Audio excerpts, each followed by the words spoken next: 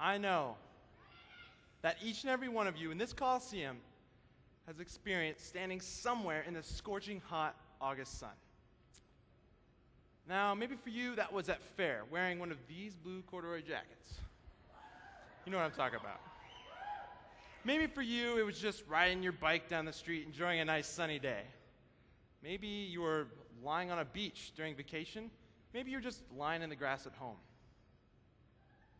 On August 11th, 2012, I was standing in the scorching hot sun on Glasgow Green in Glasgow, Scotland for the World Pipe Band Championships.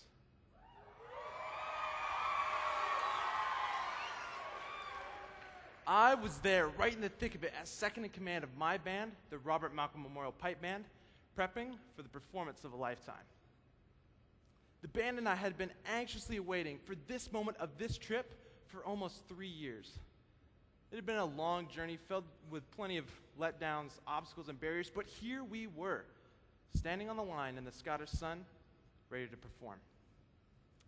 We had spent hours that day getting everyone's bagpipes tuned and ready to achieve the best possible sound while on the field. Nerves were high, just like mine. And I can remember vividly marching onto that field, knowing exactly what was on the line for me and my band. To feel good about what we were doing that day, we didn't have to win or beat out every other band or even walk away with a bunch of shiny trophies. But in order to feel truly good about what we were doing with that day, we had to play to the very best of our ability, and that is exactly what we did. I remember vividly the pipe major, or first in command, getting ready to start the band off, marching in place to set a starting tempo, and then calling us off. Band, by the way, quick, march. We stepped off the line, and the band came together for the first note. At that point, every single thought that we were having was directed towards the practice and preparation that we had put in to be here. Whether that was the 3 2-hour practices a week for months before competition, or the pressure to not mess up at practice with punishment of push-ups and public embarrassment, or even the strict muscle memory of how it feels to perform at your very best. At that moment, we weren't focused on faces in the crowd or the judges staring us down through thick rimmed glasses, ready to critique, evaluate, and analyze our performance, or even the birds chirping and fluttering their way through the trees. At that moment, the only thing in the world that mattered was playing at our very best. We played through a 5-minute set and marched off the field. Now, as a bagpipe band, it is strictly taboo to talk, cheer, whoop, holler, Indian howl, make any noise until you are completely off the field. So, the band and I waited, and as soon as we were off the field, we let loose. We were yelling, cheering, screaming. We were so excited about what we had just done because we had played to the very best of our ability, laying down one heck of a performance.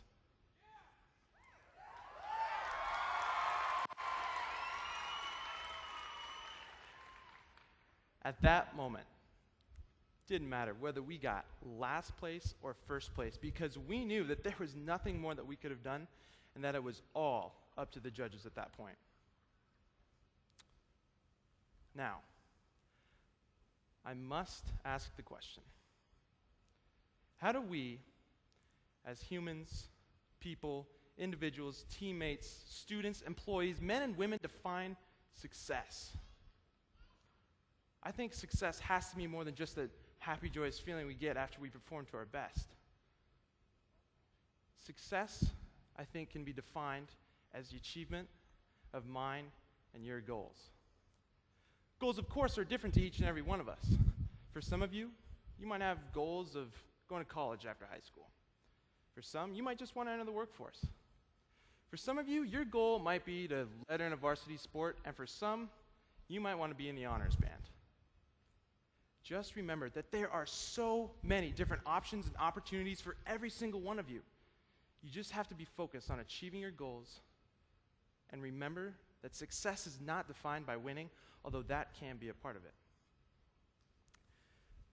I remember when I was just a little kid, after a hard loss with either my youth league soccer or baseball teams, my parents sitting me down and telling me, David, life's not about winning. I never truly understood what that meant until that moment on Glasgow Green, that life is not about winning. Competing and performing is about proving to yourself and anyone around you that even in the face of high anxiety situations, fear, and sheer terror even, that you can keep a level head and perform. And I will be the first to tell you that if you put in the proper preparation and effort, then compete to the best of your ability, you have a very strong chance at success.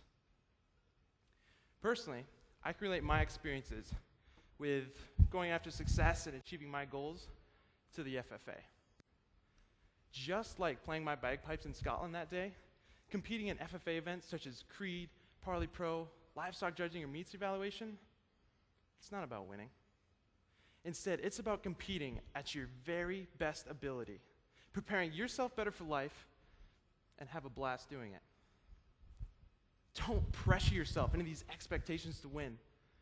Instead, keep a positive mindset and tell yourself that there is nothing more that I can do, and whatever happens, happens.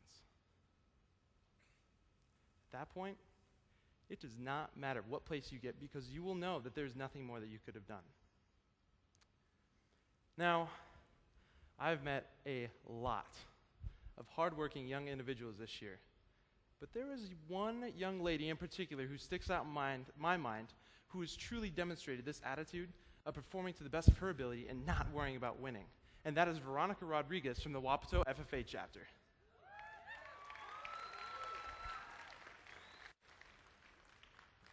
I remember the first time I met Veronica thinking she seemed like a really nice girl, intelligent, great to talk to, but there was something a little bit different from her than anyone else I'd met that day at Wapato High School. While talking with her, Veronica didn't really want to make eye contact with me at all. At first, I didn't think anything of it, but it kept happening. And finally, she told me that she has this anxiety about making eye contact with people that she's talking to, but that she's working on it. I thought, fair enough, and went about with the rest of my day. A few days later, I received a Facebook message from Veronica telling me how much she appreciated the fact that I didn't just blow her off, and that she thoroughly enjoyed the conversation that we had.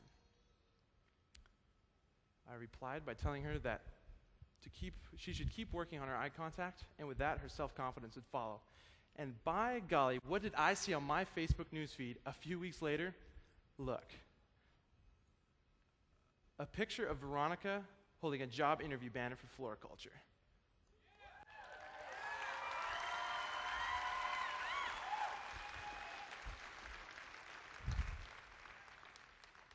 Out of any practicum that she could have chosen for floriculture, she picked job interview, something she knew would require self-confidence.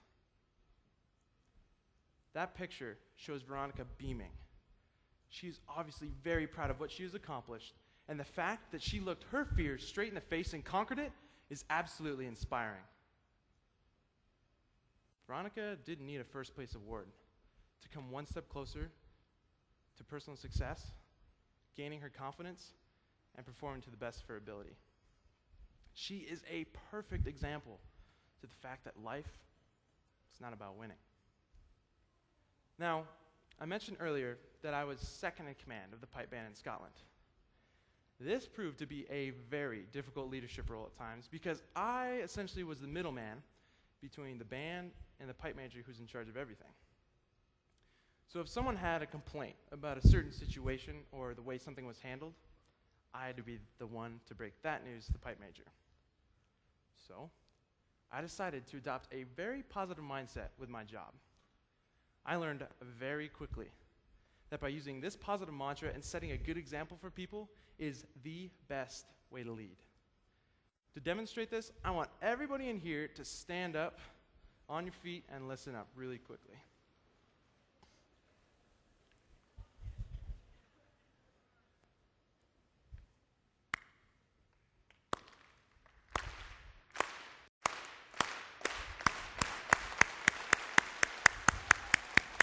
All right. You guys can have a seat. Thank you so much.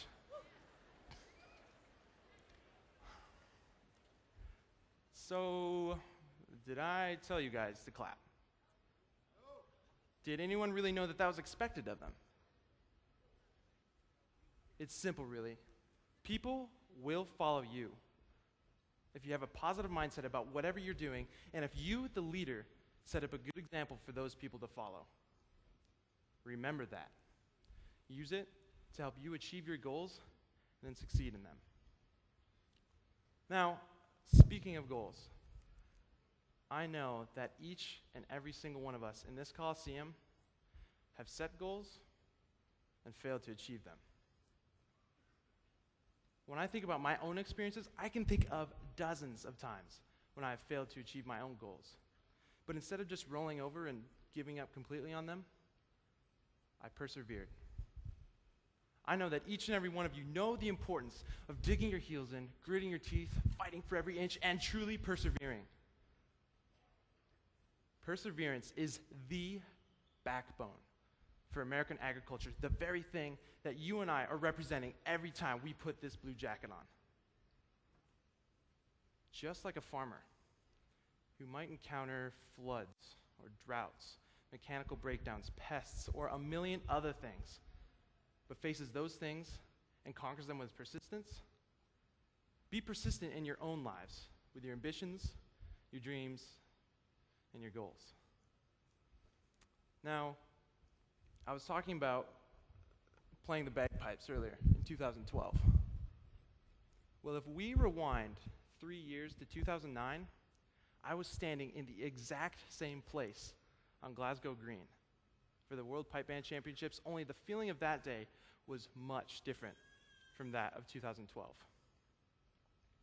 In 2009, the feeling in the band was not one of joy and utter happiness.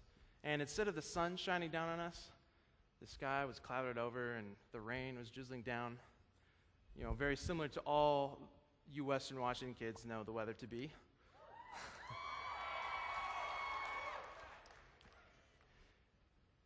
The attitude in the band that day was a little lackluster. Everyone was letting their nerves get the best of them. And after a very mediocre performance, instead of congratulating each other on a job well done, we were asking each other if they were the one who made a mistake there or had a mess up here. That great attitude, and the weather for that matter, was capped that day when we learned that we placed 4th out of 6 bands. Now you might be thinking, David, 4th in the world is not bad. And you're right, it's not. But we were shooting for first place. We were solely focused on winning, not succeeding without that trophy and playing to the best of our ability. That day in 2009, we had our eyes too fixed on the literal prize. Now, this past year in 2012, the band and I, we weren't focused on winning. We played to the very best of our ability. We followed positive leadership when it was given, and after 3 solid years of hard work, practice, and dedication, we won.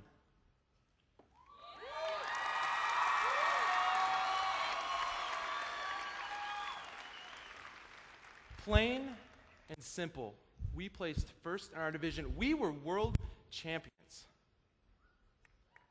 The preparation and practice that we had put in to be standing on that field with that immense opportunity laid out before us had finally paid off. So now, go. Play hard, play fair, win. But remember that in life, nothing is about winning. Success is about the journey, not the destination. All of you are leaders and the people around you. You just have to realize what it is that you can lead. And lastly, be persistent. Don't settle for less. Don't settle for failure. Dig deep, accomplish the things that you've set out in this life to do, and be successful. Leave this Coliseum today with these things fresh in your mind, ready to go out into the world, tackle it, and go for success. I've been hanging around this town.